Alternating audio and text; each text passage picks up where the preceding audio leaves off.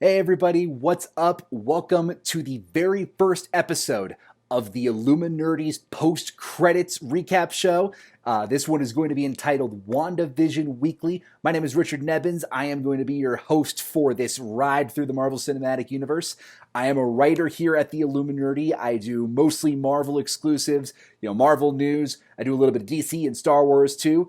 But right now, I am so thrilled that we finally, after 18 months, have new content from the Marvel Cinematic Universe. It is the first time since July of 2019 that the MCU has released anything new. The last thing we got was Spider-Man Far From Home back in July of 2019. And now, finally, Phase 4 is upon us. We start off with Marvel's very first Disney Plus show, WandaVision. And I am so pumped to be able to go through this ride with you guys. I'll be recapping every episode, giving you Easter eggs, everything you want to know about this show. You'll be able to find it right here at Post Credits from the Illuminerdi. And I am so excited to be able to bring our very first episode of WandaVision Weekly right.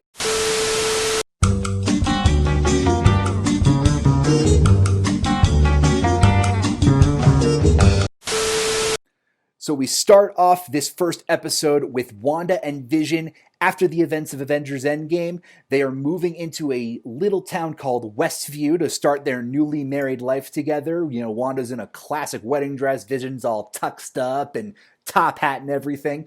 And this episode is set squarely in the 1950s, just as the reports have all said that they were going to. They were going to explore different decades of TV from the 1950s all the way to present day through the 9 episodes of this season. And this one starts off right in the middle of the 1950s. Think the Dick Van Dyke Show. Think I Love Lucy. And it goes right into it. Basically, if you want a show with 50s style shooting, 50s style plot, throw in a couple of superheroes in there, one who can move objects with their mind and the other one can walk through walls and shoot people with a beam out of his forehead, this is the show for you. And it starts off with Wanda and Vision living their life. They're in the kitchen to start off with. Wanda's moving everything around with her hands, making everything go all crazy. And she accidentally knocks a plate into Vision's head, crashes it, but then puts it back together. You get the laugh track going. And then the next part is that they have a very important date set on the calendar with a little heart over it, August 23rd. Now, we don't know what this is yet. They are both trying to figure out what in the world it means. Vision, of course, says, I'm incapable of forgetting anything, which is, of course, brings another laugh track going. And Wanda and him argue a little bit, but playfully. They're not mean or anything, just playful arguing about what the date could mean. Could mean it's the first time they've ever celebrated this date before. But they leave it there. Vision goes off to work. Boom, he got a new face. He looks like Paul Bettany, which is a very cool change of pace that they're doing this, repeating the Vision human face from Avengers Infinity War, which was Paul Bettany's last movie in the MCU. He has to, of course, hide that he's an android in real life. So that's a lot of fun. And then he says goodbye to Wanda. She's still trying to figure out the date. And then a new neighbor comes over by the name of Agnes, who is played by Kathryn Hahn. And, of course, she's, getting to know Wanda. She's giving her gifts, talking about her husband, Ralph, who apparently she just hates. And she goes on for that for most of their scene together. And then Wanda is trying to figure out this date with her and Vision, and she talks to Agnes about it. But then Agnes thinks, nice date night. They're going in, maybe going to do a little quality time together. And she talks about this article that she found in a paper about, seduction tips and, all this stuff to get Wanda ready for Vision to come home. And she's doing that, but then, so she heads out, Wanda's doing that. And at the same time as Wanda is doing this, Vision is at work, at his regular job, speedily typing away on his typewriter, getting his work done crazy fast, faster than anybody, because he's a walking computer, which they make jokes about, and it's hilarious, and it gets the laugh track and everything. And then his boss, Mr. Hart, comes in to talk to Vision about the dinner that they had planned tonight. And Vision realized, oh my God, the Hart stands for dinner with Mr. Hart and Mrs. Hart. So he calls Wanda, freaking out that everything's not ready, everything's going to be bad. And Wanda assures him that everything is cool, but they are totally not on the same page with everything. So he comes home with the Harts. Wanda is there looking incredible because she's looking all sexy and nice for Vision and everything. She goes up to his boss, thinking it's Vision. Vision freaks out. Then they have to go to the kitchen together and powwow because they figure out that it's dinner with the Harts and not date night at home alone. And of course, Wanda says anyway they would settle for a strawberry cut in 3 ways. But they figure it out. Wanda snaps herself into a nice, appropriate dress, and she tries to get dinner ready. Agnes comes over to try to help her while Vision is entertaining his boss and Mrs. Hart with the guitar and the songs and everything. They almost catch Wanda getting all of her stuff ready, but Vision, of course, turns up the charm. He gets the Yakety Yak song going, which was recorded by the Coasters back in 1958. Paul Bettany's singing, by the way, is absolutely hysterical. And then Wanda gets dinner ready. It ends up being breakfast for dinner, which is fantastic. It gets the Harts' attention, and they love it. But then during dinner, the Harts start pressuring Wanda and Vision about, what they're doing with their life, if they're having kids, where they moved from, why they moved there. And they're just going crazy. Wanda and Vision are freaking out, trying to fix it. Then Mr. Hart starts choking on food, and he ends up falling over in his chair. And Vision ends up saving his life by phasing in, reaching in, grabbing that food out of his throat. He's okay. Vision ends up getting a promotion out of it, which is awesome. The Harts leave. Wanda and Vision are happy. They are good. They just sit on the couch together and reminisce back on dinner. And they even reminisce back on their lives together, that they don't have, a song or a wedding date or wedding rings. But then Wanda, of course, being the Scarlet Witch, she ends up, boom, getting wedding rings on their fingers. And it's happy, and they're living happily ever after. They end up giving each other a little smooch. The credits roll, and then that is where everything starts going crazy. Right at the end of episode 1, there is somebody watching them, like it's a TV show. It's on a little monitor. There's a sword logo on some papers in the van, and you know that they are being watched. You don't know by who. I assume that sword is involved, and then it just cuts to black, and that's the end of the first episode. So you can tell that this show is going to get crazy right off the bat, right as the end of episode 1. And then the great thing about this week is not only do we get 1 episode of WandaVision, not only do we get the pilot, we get a double dose of WandaVision this week. So we've got an episode 2. It starts off with the scene that Elizabeth Olsen helped to release on the Jimmy Kimmel Show of them laying in their separate beds together, trying to figure out what some noise was after Wanda woke up from it. She's turning on the lights with her powers and everything. Vision checks out. He only sees her lovely rose bushes. Wanda asks him, "Are you using your night vision to incite the laugh track again?" Vision freaks out at the sound again, jumps back into bed, and then he goes into this whole thing about the neighbors starting to notice some irregularities, some weird things going on at the Wanda and Vision residence. Vision said that there's been some gossip around the office. He's not sure what is going on, robbing houses, vandalizing property. Wanda's, of course, goes walking through walls, moving objects without touching them. And he, of course, realizes that those unsavory characters might be themselves. Before the sound comes again, Wanda tries to take a look. She moves their beds together, joins them into one bed. They get some nice alone time together, which is awesome. And then we get the second theme song, which is very reminiscent of the 1960s show Bewitched. Now, how the 50s went into Dick Van Dyke and I Love Lucy, this second episode goes straight into the 60s with the Bewitched theme. There's themes for that all through the episode. And then Wanda and Vision, are now practicing for the community magic show, which of course will try to get them to fit in with everybody, get them settled in their community. And of course, they can't really use their powers and all, so they do the classic magic trick of putting Wanda in the cabinet, turning her around. You can't see anything. They practice that. They're excited to do the show. They're nervous, but they think it's going to go great. So Vision ends up going to a neighborhood watch meeting while Wanda stays at home and tries to get everything ready. And then this is where everything starts getting really weird. She goes outside. She finds a helicopter in the bushes, a toy helicopter. Now, not only is it just there randomly by accident, it's in color, where the rest of the episode is black and white. And she sees the sword symbol on the helicopter, making everything seem not as it seems. Agnes comes up, kind of scares her to lend her bunny, and it's called Senor Scratchy. The jokes come around, and then they have to get ready for Queen Cul-de-sac, who is named Dottie after Wanda gets the rabbit into the house.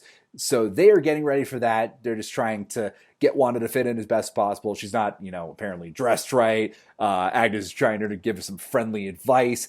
And then there's the neighborhood watch meeting at the pool with Dottie and with Wanda and Agnes.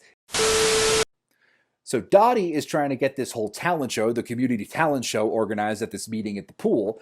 And of course, she's totally in control. Classic, PTA mom for the children is what this show is. So she's really trying to get it good. And Wanda and Agnes just can't stand it already. And then this meeting is where we meet a young lady named Geraldine.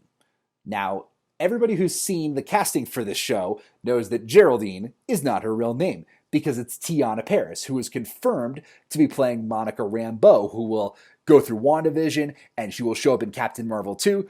But when we first see her in this show, she is Geraldine. She doesn't know exactly what she's doing there. She's chatting with Wanda, annoying the hell out of Dottie.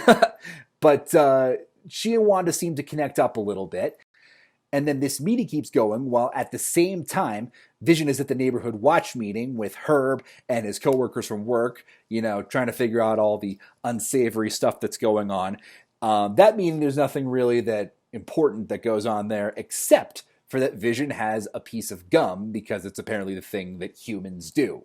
He's never eaten food or anything because he's an android and doesn't need food, but he eats this piece of gum. And then that really doesn't spell anything good for Wanda and Vision later on. But before that, the meeting is finished up for Wanda, Dottie, Agnes, and Geraldine. Wanda's helping clean up, trying to get herself in with Dottie. She's talking to Dottie and everything. But then, this is where more weirdness comes in. The radio comes in. And this is that call from the trailers that we've seen, where somebody is asking over the radio. We don't know who it is yet, but they are asking, "Who's doing this to you, Wanda?" She freaks out. The glass shatters in her hand. Her blood is actually red, similarly to the helicopter from earlier. So this is really starting to get trippy for Wanda. She doesn't think she's going to be able to get in with Geraldine. She's freaking out about the magic show. And then they end up going to the magic show. And Vision looks completely out of it because of this piece of gum that's gunking up his system. He's like drunk. He's just doing whatever he wants. Geraldine's trying to help out WandaVision get on stage and do their thing right. And Vision ends up just going crazy, but Wanda works with it. He's flying. Wanda snaps into place, a wire over him. Then he tries to move the hat through himself instead of doing the rabbit trick. Wanda reveals a bunch of mirrors behind her. And then to finish things off, Wanda and Vision try to do the trick that they were practicing early in the episode, but of course Vision shuts the door before Wanda goes into it, and Wanda has to work her magic and get Geraldine in there, so they actually do the magic show. It works out. Then Wanda ends up getting the piece of gum out of Vision, using her magic and everything to get it out of him. He's okay, and then as they're trying to walk away, Dottie ends up giving them the award for funniest performance ever. So they end up getting in with that crowd. Geraldine's good with them. And then they get home to try to celebrate. And then that's where things get weird again, is they hear that noise again outside that they were hearing early in the morning. And they go outside. There's a grate on their street that a guy comes out of. We've seen him in the trailers. He's wearing the beekeeper suit with the sword logo on the back of it. So sword is obviously going to play a big part in this series, but we will, of course, get into that more as the series goes on. Wanda seems to have some kind of inkling as to what's going on, and she just says nope, and it looks like she rewinds everything back to when her and Vision first got home and were settling in. And then we get the reveal that Wanda is pregnant which is awesome. Vision feels her belly and she's pregnant, and then all the colors start coming in around them. Wanda's wearing red, Vision's face lights up in color, and the walls light up, and it's great, and they're happy, and they're expecting, and it's going to be great. So this one, of course, ends like that. Another please stand by comes in at the end of the episode, just as it did with the first one, and that is where we leave off with these first two episodes. So a bunch of craziness. It looks like things are already starting to get trippy for Wanda, even 2 episodes in. And we have a lot to look forward to going into week 2 next week, which will be episode 3. Now, my last segment of this show is going to go into Easter eggs. I told you we were going to be doing this early on in this episode, and we will be doing this every single week. We'll be looking for the best and most notable Easter eggs through every WandaVision episode, and we have 2 this week with a good handful of Easter eggs that we got to look for. So here are those right now. The first one was actually shown in the original trailer for WandaVision that premiered at the Emmys this summer, and it's a wine bottle that Wanda is pouring at dinner with the Hearts, and it reads Maison du Mépris, which roughly translates to House of Contempt.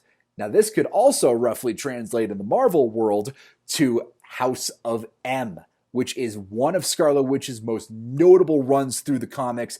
It's her most popular run. This one, her mind is completely broken. Magneto ends up bringing her to Professor X, hoping he can kind of piece her back together into reality.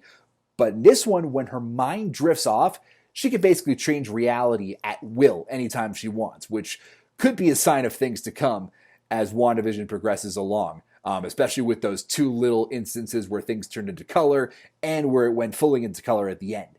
Now, speaking of things that went into color, that helicopter that I was mentioning earlier that Wanda found in the bushes outside of her house. Not only did it have the sword logo on it, which I was talking about earlier, it has the number 57 on it. And it has Vision's classic comic colors, which is a clear representation that this is meant to mean the Avengers 1 Volume 57, where Vision made his very first appearance in Marvel Comics. This run included Goliath as Hank Pym, Wasp, Black Panther, Hawkeye, Black Widow, and they were all fighting Ultron, which is where Vision was created from in the comics and in the movies as well. In Avengers Age of Ultron, it was the similar thing, even though it was Tony and Bruce in the movies and Hank and Tony in the comics. And this was a really cool Easter egg in the very second episode of WandaVision to get Vision's first comic appearance in there. Now, another one that I noticed when those credits were rolling at the end of the very first episode, there were a bunch of names listed for the production one. One of them was directed by Abe Brown. Now, Abe Brown is a notable name in the comics because he is known in Marvel Comics as the Black Tiger, a classic martial artist who was part of the Sons of Tiger. They were created in 1974. They've teamed up with Shang-Chi, Iron Fist, Spider-Man, Human Torch. And another interesting thing about Abe Brown is he was actually used in the Spider-Man movies, in Spider-Man Homecoming. He was the classic African-American guy who used the bell for comedic purposes. Flash is wrong. He was hilarious. But either one of those could be a good Easter egg for the Abe Brown mention. Another one from this episode comes in Vision and Wanda's very first scene, where Vision is holding a newspaper that reads, the headline says, "Little Baby June's first word tickles mother." Now, in a 2011 Osborn miniseries from Marvel Comics, June Covington came in as one of the Dark Avengers, but she is also referred to as the Scarlet Witch, just like Wanda Maximoff is. So that's a cool connection there between Wanda Maximoff and June Covington. And then another interesting thing about this episode, there were 2 commercials that played during each of the first 2 episodes. The first one, we got a toaster ad, a classic 50s toaster ad, that ended up being made by Stark Industries. Of course, referencing Tony Stark in the Avengers, who was the first movie made in the MCU, was Iron Man. It was Tony Stark, and that was a great way to pay tribute to him. The second episode had an ad for a guy wearing a very nice tux, with a very pretty lady on his arm, But the biggest thing about that one is the watch he was wearing, and it was made by a Strucker brand, which is obviously a reference to Baron von Strucker, who helped create Wanda Maximoff as the Scarlet Witch, along with her brother Pietro, who turned into Quicksilver. So these two ads in the first 2 episodes do a great job of paying tribute to the MCU's early history, the first one with Iron Man and the second one with Baron von Strucker. That's all the Easter eggs that I have, and this week's first 2 episodes absolutely blew me away. I mean, obviously it was the first new Marvel content since 2019, and it is just so good to have the MCU back. We've got episode 3 coming next week, and I am so excited to start this journey with you guys, and I'll be here for every week of this crazy ride. Hopefully we'll be bringing on some guest hosts, some people to chat this up with me, and I thank you guys so much for giving me this opportunity, and we are going to have an absolute blast. Thank you so much for tuning in to the first week of the Illuminerdi's post-credits WandaVision Weekly. This is Richard Nebens. I will see you guys next week for episode 3.